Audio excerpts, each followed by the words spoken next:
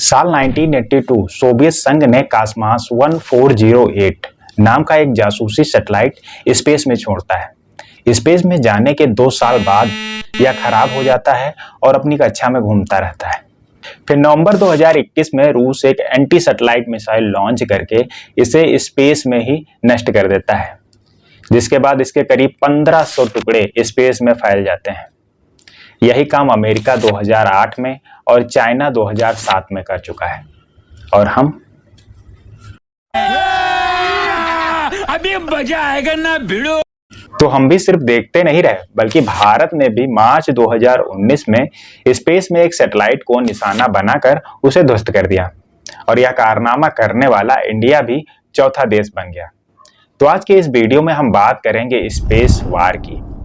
क्या 2 देशों की लड़ाई सिर्फ धरती तक ही सीमित है? उससे पहले हम जान लेते हैं स्पेस, सैटेलाइट और ऑर्बिट के बारे में, जिससे आपको समझने में थोड़ा आसानी होगी। यह हमारा यूनिवर्स है, ब्रह्मांड है, और यह जितनी भी खाली जगह दिख रही है इसे स्पेस कहते हैं। इसी स्पेस के लो ऑर्बिट में ज्यादातर सैटेलाइट लॉन्च किए जाते हैं। जैसे कि यह एक सैटेलाइट है और यह जो लाइन दिख रही है यह कोई फिजिकल रोड नहीं है, सिर्फ समझने दिखाने के लिए है कि कुछ इसी तरह के रास्ते पर यह चलता है। एक्चुअल में वहां कुछ भी नहीं है। इसे ही ऑर्बिट कहते हैं, जिसमें सैटेलाइट चक्कर लगाते हैं। खैर, हम वापस से अपने पॉइंट पर आते हैं। रूस ने यह जो इस बार किया, अपना सैटेलाइट नष्ट किया, तो इसकी काफी आलोचना हुई, क्योंकि इस सैटेलाइट के टुकड़े किसी यान से टकरा सकते थे और बड़ा हादसा हो सकता था। The Russian Federation recklessly conducted a destructive satellite test of a direct ascent anti-satellite missile against one of its own satellites. The test has so far generated over 1,500 pieces of trackable orbital debris and hundreds of thousands of pieces of... लेकिन रूस ने दुनिया को दिखा दिया था कि वह बिना कोई कानून तोड़े स्पेस में सैटेलाइट को नष्ट कर सकता है। इस बार उसने अपना सैटेलाइट नष्ट किया है, लेकिन अगली बार ऐसा ही हो यह जरूरी तो नहीं। तो सवाल यहाँ पर यह है, क्या स्पेस संघर्ष की नई जमीन बनने जा रहा है? लोग स्पेस को एक वीरान जगह मानते हैं, पर ऐसा है नहीं। अप्रैल 2021 तक पृथ्वी से कुछ 100 किलोमीटर ऊपर स्पेस में 7,300 से अधिक सैटेलाइट 17,000 मील प्रति घंटे की रफ्तार से एक दिन में पृथ्वी के 16 चक्कर लगा रहे हैं। यही स्पीड इन्हें अपनी कक्षा में बनाए रखती है। इसका एग्जाम्पल है मौत का कुआं। स्पीड जरा से भी धीमे हुई तो धड़ाम से नीचे। खत्म, बाय बाय, टाटा।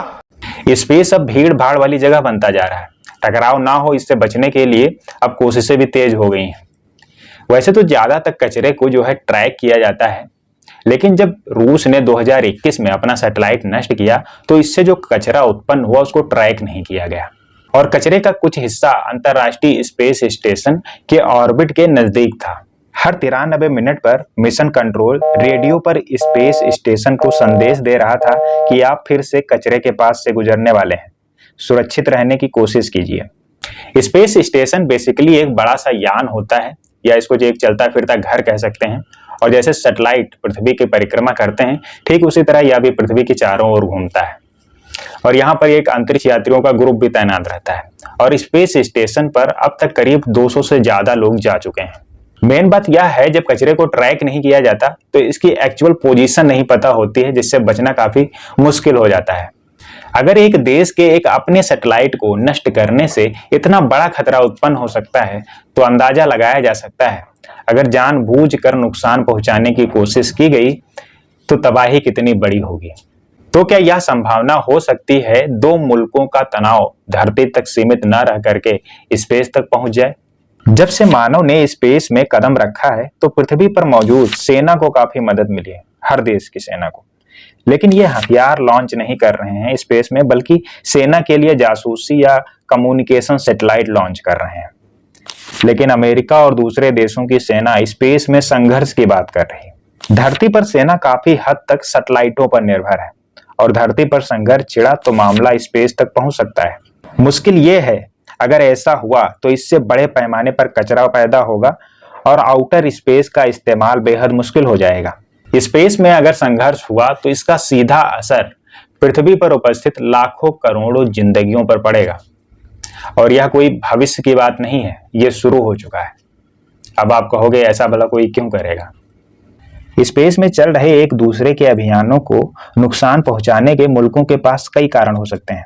इसका नाता इस बात से है कि स्पेस का इस्तेमाल क्यों हो रहा है और धरती पर चल रहे काम के लिए स्पेस से क्या जानकारी मिल रही है।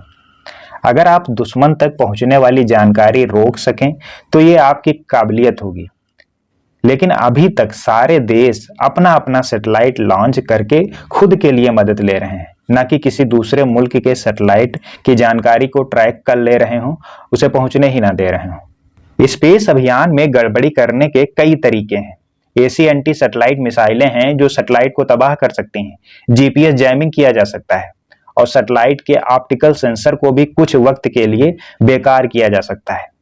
इस तरह की गड़बड़ी जानकारी को पहुंचने से रोकती है। स्पेस में हजारों सैटेलाइट हैं। ऐसे में संभव है कि गड़बड़ी जानबूझकर ना की गई हो बल्कि हादसा हो।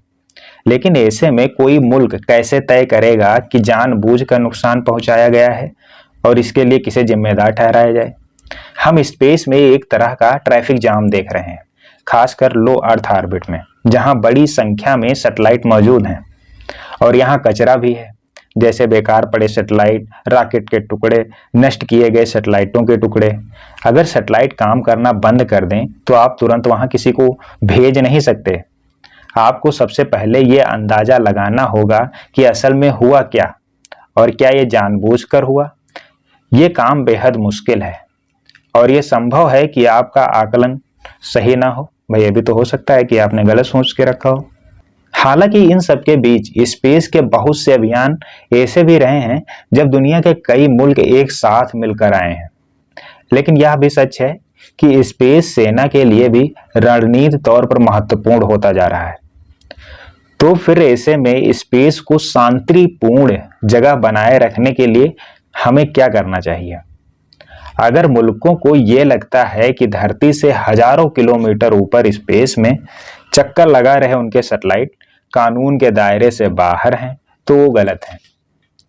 लोगों को लगता है कि स्पेस एक ऐसा जंगल है जहां कोई नियम नहीं है, लेकिन सच ये है कि इंसान जहां जाएगा कानून उसके साथ जाएगा।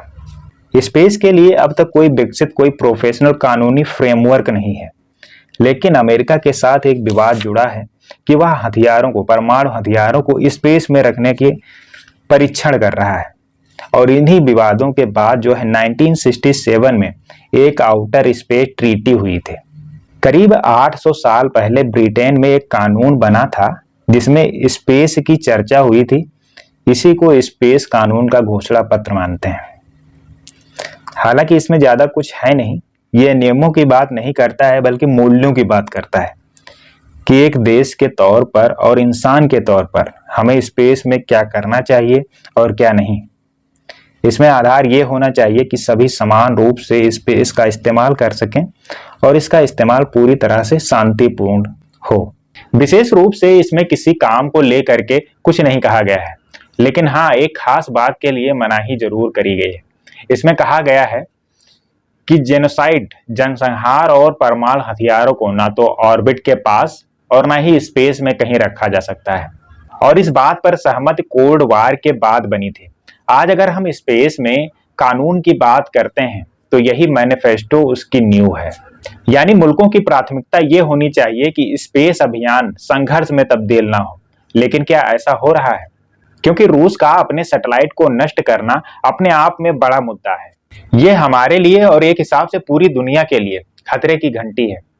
यह टेस्ट गैर कानूनी नहीं था, इसने किसी कानून का उल्लंघन नहीं किया, ऐसा हम कह सकते हैं। लेकिन ऐसा करके रूस ने दूसरे मुल्कों के हितों को खतरे में डाला। इसमें अंतरराष्ट्रीय समुदायों को एक साथ आने और इस दिशा में नए नियम बनाने की जरूरत है। हो सकता है रूस ने यह टेस्ट जानते हुए किया हो कि इसको रोकने के लिए कोई नियम ही नहीं है। तो क्वेश्चन यहाँ पर यह है कि स्पेस में सुरक्षा की स्थिति क्या होनी चाहिए? पृथ्वी पर डिजिटल तकनीक से जुड़े हमले इस बात का संकेत देते हैं कि हम आने वाले समय में साइबर स्पेस और स्पेस में क्या क्या देख सकते हैं।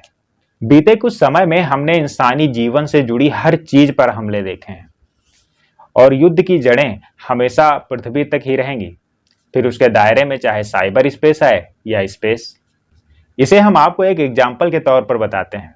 रूस यूक्रेन के वार में जब यूक्रेन का जमीनी ऑप्टिकल फाइबर इंटरनेट काम करना बंद कर देता है, पूरी तरह से बाधित हो जाता है, तो एलन मस्क ने अपने स्पेस इंटरनेट के दरवाजे यूक्रेन के लिए खोल देते हैं।